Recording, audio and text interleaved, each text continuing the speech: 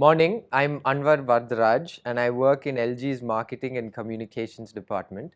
And today I have with me my father and CEO of ELGi, Dr. Jairam Varadaraj. So today hopefully I'll be asking him some tough questions that will give us some insight into business from the context of ELGi and his experience. So welcome today.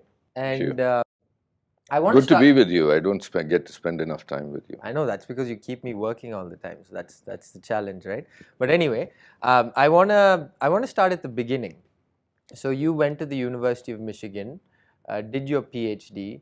So what made you leave this glamorous career in academia to come run at that time a podunk compressor company in a one-horse town, Coimbatore? I think it's multiple things. One was my thesis itself. My thesis was to understand why Indian companies are not competitive worldwide. Mm-hmm. It was a bit of a strange question to ask because that period was very strange because a protected market, everybody conducted business in India with license and quotas. So the real thought of saying, why should I compete worldwide was never in anyone's frame of reference.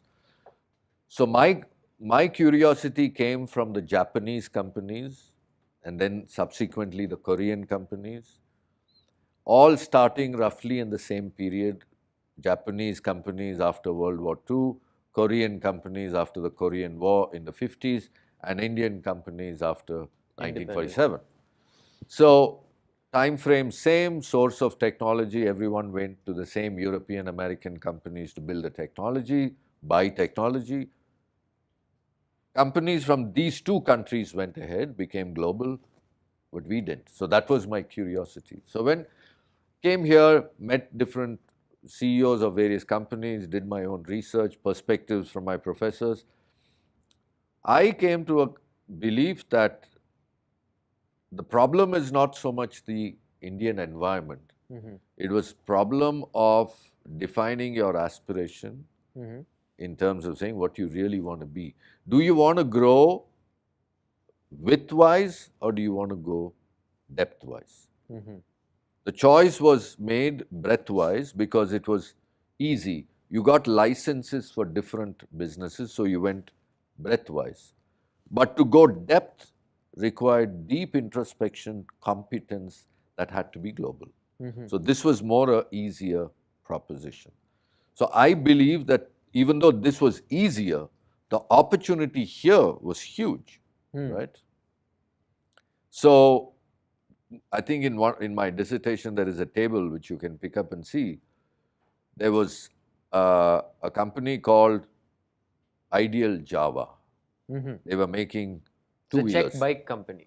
No, but it's an Indian company making two-wheelers.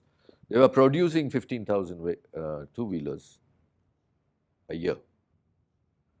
The same time, Honda Motor Company was making 600,000 in one factory. So the scale just didn't make any sense. I mean, so if you go deep, the opportunity is much bigger than. So that was my presentation, that you had to go back in it. So call it putting your foot in your mouth. So I said, okay, if that's what you think, come here and prove it. The other options were to join either a consulting company or I didn't want to be a professor because the research programs that were expected of me were too theoretical. It was not practical and I couldn't see myself doing it for the rest of my life. So I said, okay, here is your point of view. Fulfill that point of view. Come home. There is a real platform, which is the family business. Try and transform it. So that's the choice I made.